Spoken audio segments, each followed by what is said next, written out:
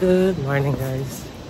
It's our fourth and last day, officially last day natin dito sa Taiwan kasi bukas ay flight natin pabalik ng Manila. So medyo maaga yung flight natin, 11.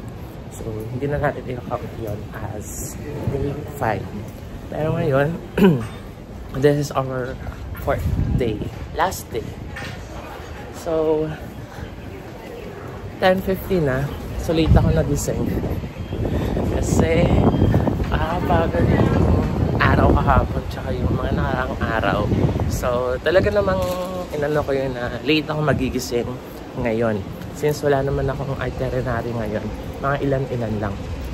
Okay, so gloomy pa rin ng weather, nakakainis. Pinatikim lang ako ng araw dito nung day 1 ko, nung 18. Tapos sobrang lamig. I think, ewan ko ilang degrees ngayon. So ngayon, 10:50, maghahanap muna tayo ng lunch. Magpa-brunch tayo. Pero 7-Eleven na lang ako kakain. Para talagang sure ako na kakain ng pagkain. Ayaw ko, wala na boto, no? Ayaw ko masayang pagkain. So, 7-Eleven tayo kakain. Doon sa merong pwedeng maupuan or magpatungan ng pagkain. Tapos medyo kumaambon. Ay, hindi naman umaambon. Ewan ko, parang patak-patak siguro. Pag? Ayan. So, after ng lunch, iisipin ko kung saan pa ako pupunta. Pero ipupush ko talaga yung Elephant Mountain mamaya. Hindi pwedeng hindi ka mapuntahan mo. Okay lang kung walang view, basta at least na-try kong umakyat doon. So, ano natin yun? Siguro last mga, hindi ko alam. Basta, wala akong balak. Wala akong plano ngayon. Pero, basta, una muna ay kakain muna tayo. Hanap na tayo ng 7-Eleven. At baka magdoble ako ng jacket. Sobrang lamig.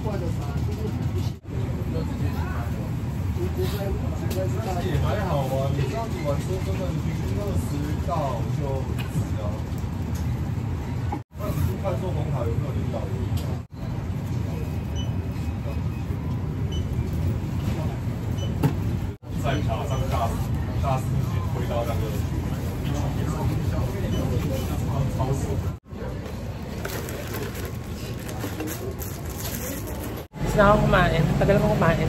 12 na ata. Diba? Tapos, yan, 12 na. Kape pa. Hindi. 11:30 pa lang. Thank you. Okay, 11:30 pa lang naman. So, nagdoble na ako ng jacket. Hindi ko pa nakaya ng lamig. Okay, so nag-decide ako na mag-Elephant Mountain na ngayon, umaga. Kasi ang ina-apply ko lang naman na mag-Elephant Mountain, kung mag-Elephant Mountain ako is dapat medyo maaraw kahit paano para clear view sa taas, sa bundok kasi yun, hiking yun. Eh, feeling ko naman hindi aara. So, i-push ko na, baka mas lalong umulan pa mamayang hapon or mas lalong hindi pa maging maganda yung panahon mamayang hapon. Pupush ko na ngayon. Pero bago ako pumunta doon, may mga side trip muna ako. Side trip. Kaya pupunta muna ako doon sa Sun Yat-sen Memorial.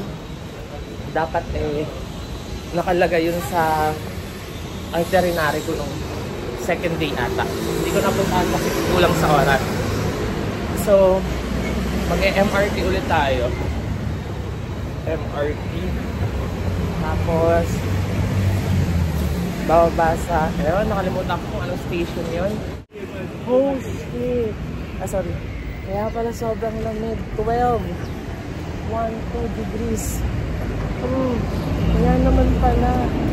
Okay, so ngayon okay na tayo dito sa National Dr. Sun Yat-sen Memorial Hall.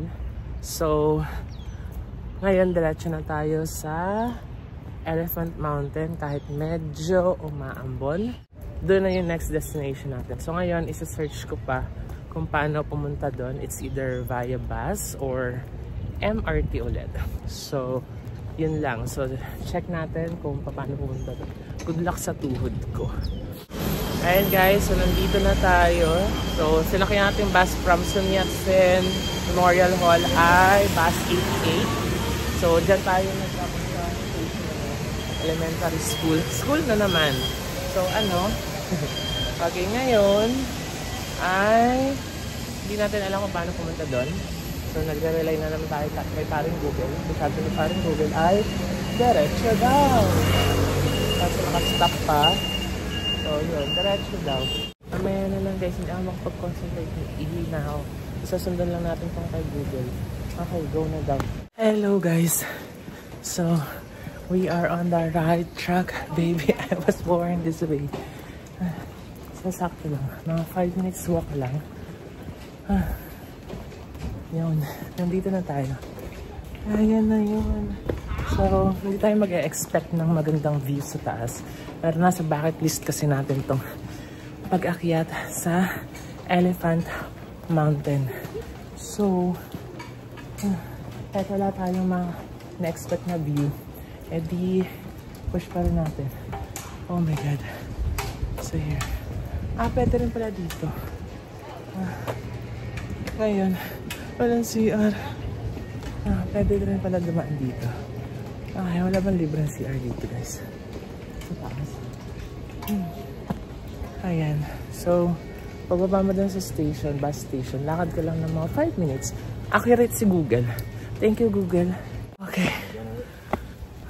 Nagsimula na ako guys. Nakakapagod. Kasi, ang liit ng mga steps. Same lang ba to? May isang daan dito. Where would not take? Alin dito? Same lang bang pupuntahan yan? You are here. Okay. Pag ganun.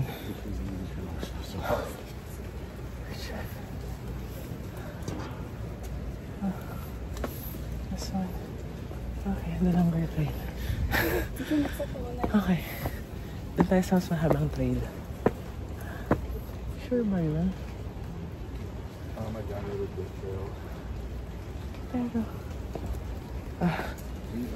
may mga ibang trail pala dito.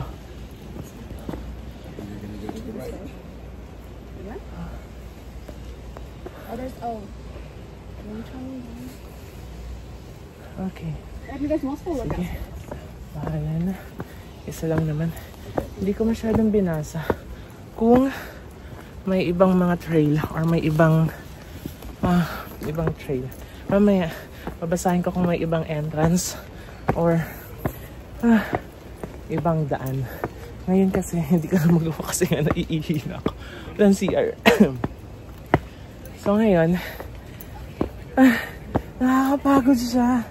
Kasi, ang liliit ng steps, oh. So dapat 2 steps ang laktaw.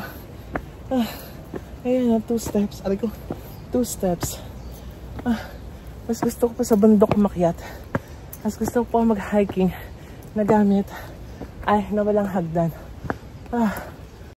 Kita na lang tayo sa taas. Kasi hinihingal na ako. Nakapagod lang. Ayan. Sige. Woo! Ang lamig. Hindi ka pagpapawisan. Life update guys. Kapagod. Parang mas mataas na sa Tapias ng Corona. Ang huling akyat ko pa ng bundok ay Daraitan at yun yung sa Corona. Buti lang may tubig akong dala. Ayun, may upuan. Ang bigat na ng binti ko. Na Taipei 101. Ay, hindi kita sa video. Wait na. Ay, basa pala.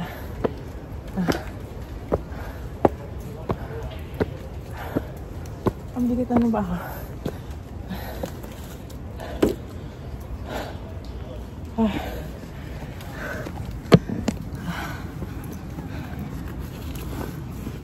Push.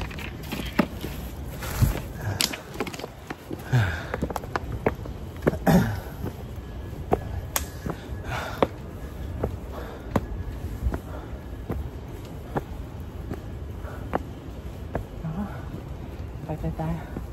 Kaya ang tubig. Kaya ang CR dito. Ayun guys, so nandito na tayo sa peak. Or, hindi ko alam kung ito na yung pinaka or yung peak ng Elephant Mountain. Pero yun, nakapag-CR na ako. Yung viewing deck parang naandun sa medyo baba. So bababaan tayo. Ito, umakyat pa ako kasi hinanap yung CR. Grabe, napakataas. Mas mataas to sa Mount Tapias. Tsaka nakakapagod siya. Well, mas mataas siguro ang Daraitan. Pero ang nakakapagod kasi dito, ano siya, hagdan. Compare sa pagbundok, pwede kang gumapang or what. Pero dito kasi hagdan. Tapos napakaliit pa ng mga hakbang. Ito yung mga desisyon na pagsisisihan mo. Kung tama pa bang mga desisyon mo sa buhay. Hugot. Parang ayoko na bumaba. Pwede ba dito na lang? Nakakapagod. Pero pag hindi tayo bumaba, good luck. Kaya natin bumaba. Umakyat nga tayo eh. So pupunta tayo sa viewing deck. Banda dun sa baba. Nakita ko na siya kanina. Pero dahil nga hindi yun ang main goal natin pagkaakyat. Hindi nilagpasan muna natin. Ang main goal natin pagkaakyat is makapag-CR. So ngayon, bababa tayo ng, hindi ko alam kung ilang steps tayo. Kung bilangin, napapagod na ako. Bibilangin tuloy. Bababa tayo. Tapos dun tayo sa viewing deck. Nakita ko na yung viewing deck. And medyo visible naman yung 101. Pero siguro kung mainit, compare ko mainit, medyo mas visible siya. Pero kukuha tayo ng magandang angulo. Diba ito yung ginusto?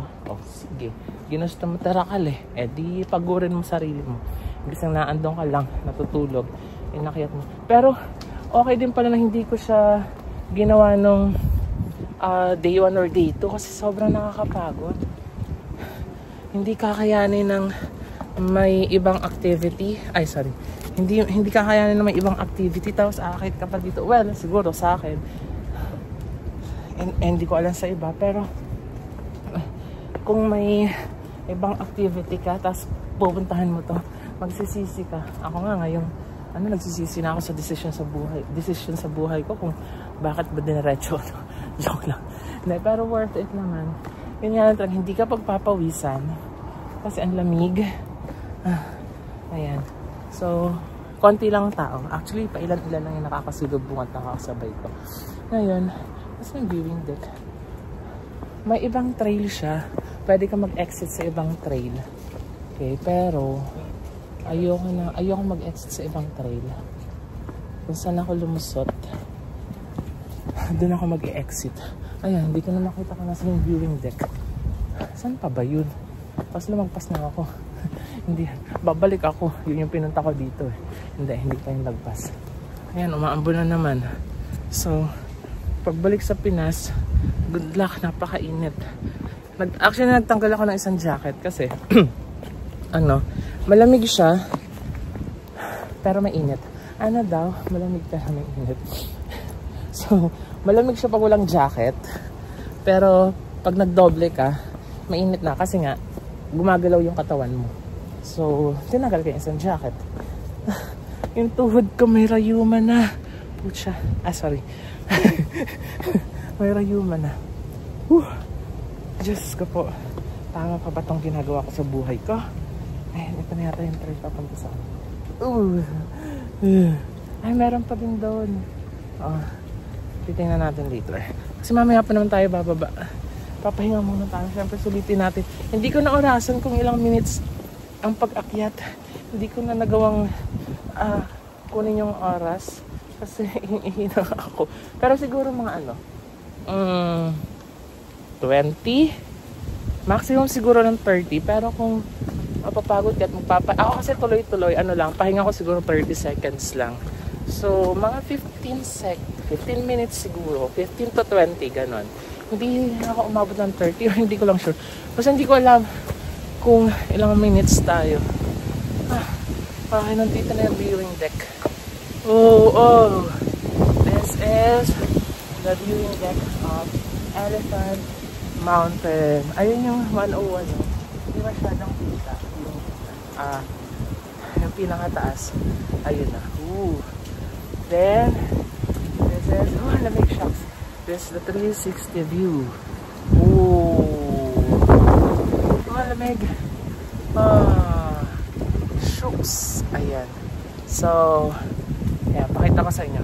So, after nito, dahil nakaakyat na tayo dito, syempre, maghanap tayo ng spot na pwedeng mag-picture. Ayan. So, yan. Lamig.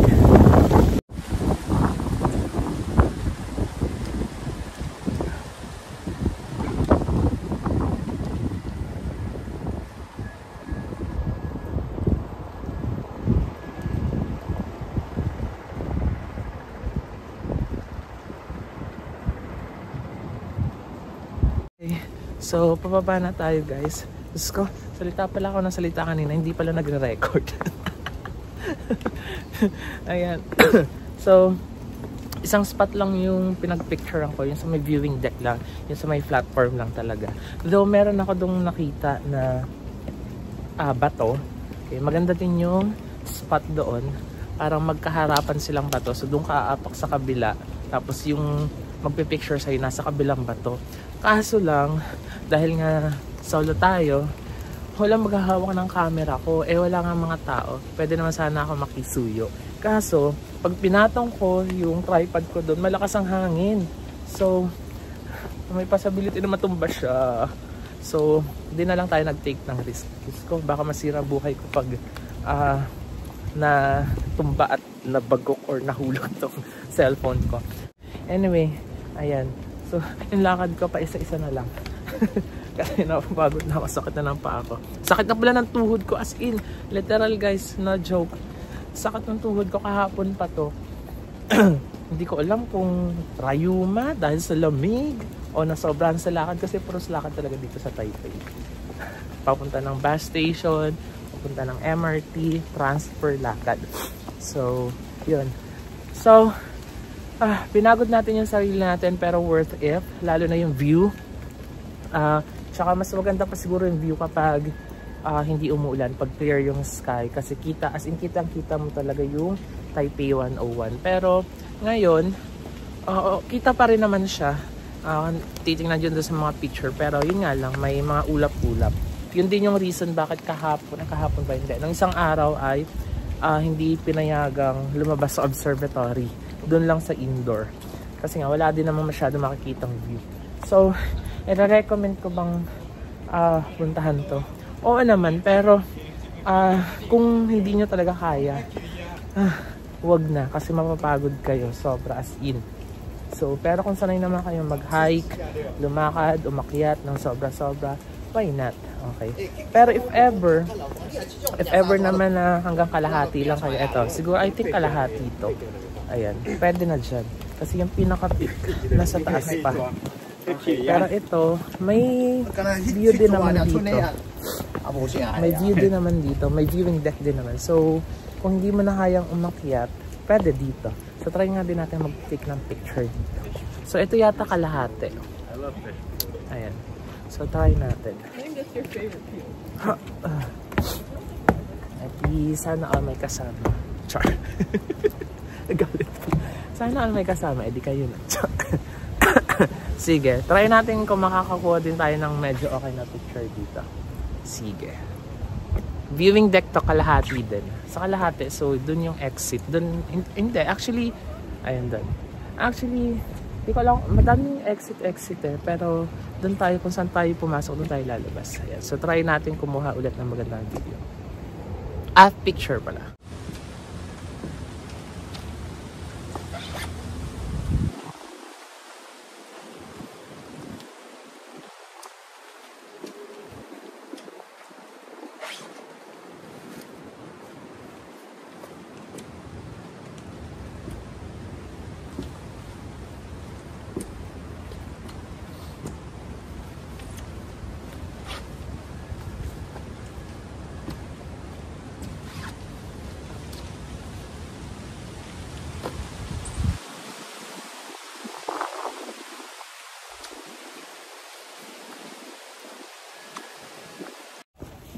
So, ayan.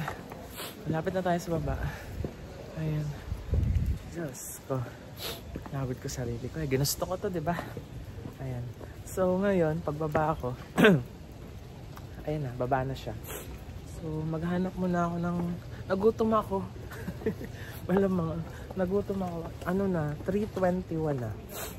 Eh, gusto ko pa pumunta sa Tamsui. Inisipon na ako. That's pinakadulong station ng Red Line. May mga ano din daw kasi doon, parang stalls din. Yun. Ngayon, gusto kong humanap muna ng wala bang ramen dito. Gusto ko ng ramen ng lamig eh. Hindi pala ito Japan. Wala, kasi yung mga noodles nila. Wala akong makitang noodles. Puro milk tea. Gusto ko ramen. Malapit na siya. Isip ko na ako. Tumutulo na si pagkata.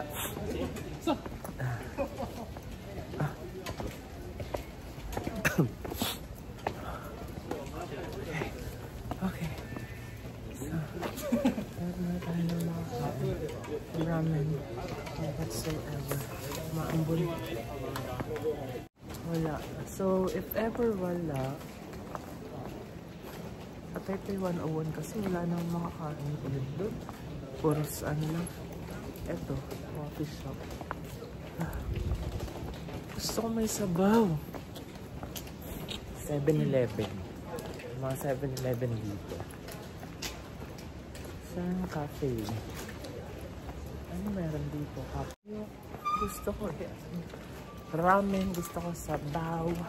7-Eleven ulit. Ayun. Ngayon gusto ko na mag 7-Eleven yung malalaking noodles nila doon. Babalik lang tayo doon sa may station na sinakyan natin. Ay, mali. Mali pala. Dapat pala sinerch ko na yung ano. Mali.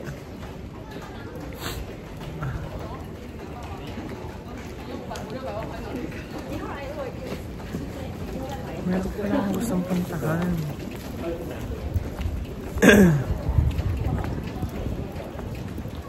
Yung spot. Kaso hindi rin kita kasi yung 101. Magandang spot din yun eh. Parang may old na mga bahay. Tapos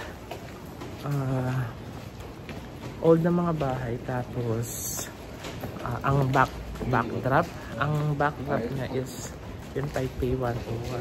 So 4 minutes walk daw. Sabi ni paring Google. Tingnan natin.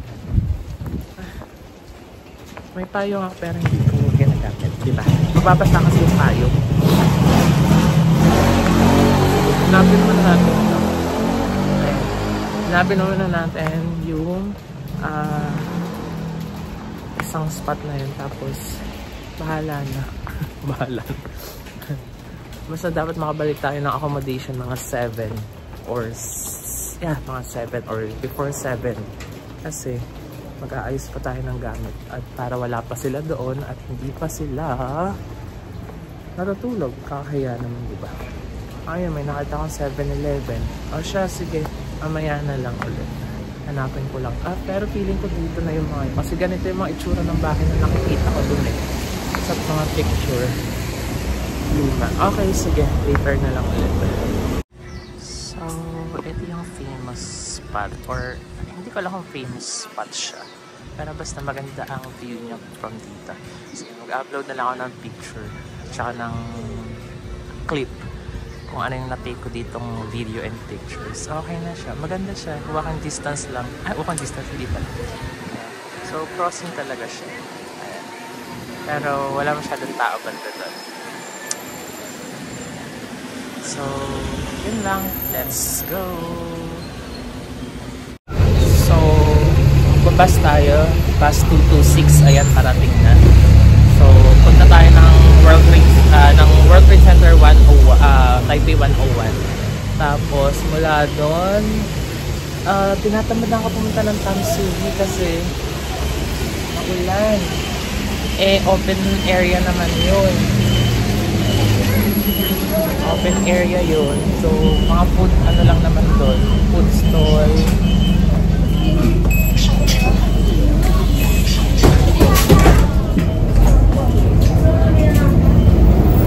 lang naman yung naandun. So, natamad na ako pumunta kasi maulan nga. So ngayon, going to Taipei 101 via bus 226. So yun na. So see you sa Taipei 101 pero hindi ko alam kung anong gagawin ko lang. See you.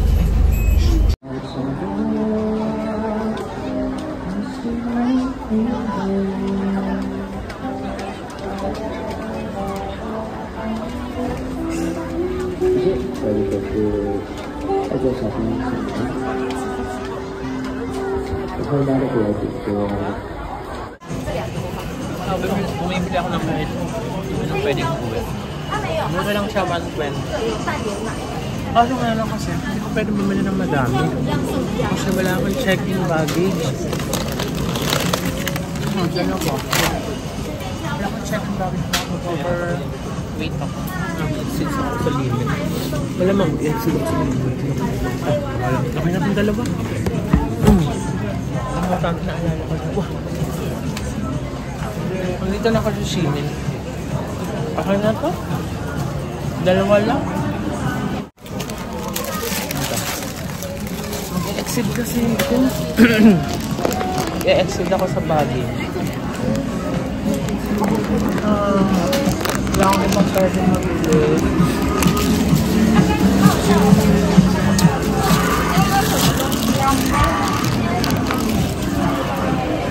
Punta ako dun sa Met. Baka may damit doon na mura sa Met. Doon sa pinuntahan ko kagabi pero sarado na. So ngayon, bukas pa yung panigurado. 6:50 pa lang.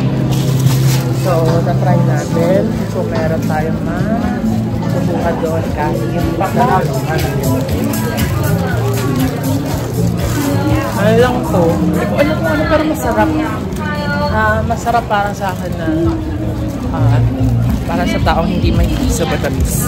Kaya walang pa sweet. Wow. Hindi.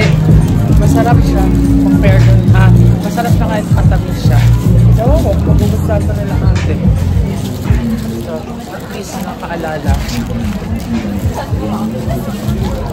Ng baggage.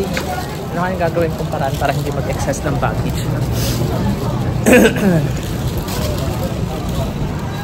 Sige. Sige, mamaya na lang. Hindi ka lang. Papunta doon, tama. Okay, sige. Mamaya na lang. Bukas pa yung Met. Titingin lang tayo. Okay. Guys, change of plan. Mag-a-add na lang ako ng baggage. Kasi para mag-e-excess ako ng baggage. Tapos, napadaan pa ako dito. Mura kasi siya. Kahit i-convert mo siya sa peso, mura pa compare sa Pilipinas sa mga ganitong sapatos. Tapos may mga naka-sale pang naka-sale pa. So, compare sa mura to. So, bibili na lang ako ng isang luggage. Tapos ang isang oh my God. Kasubo ako dito Mura lang kasi siya. And then, itong winter coat. So, saan mo ito gagamitin? Magagamit natin yan. Magagamit natin yan. Magagamit natin yan. Panigurado. Winter coat Magagamit natin yan. Mura lang din siya.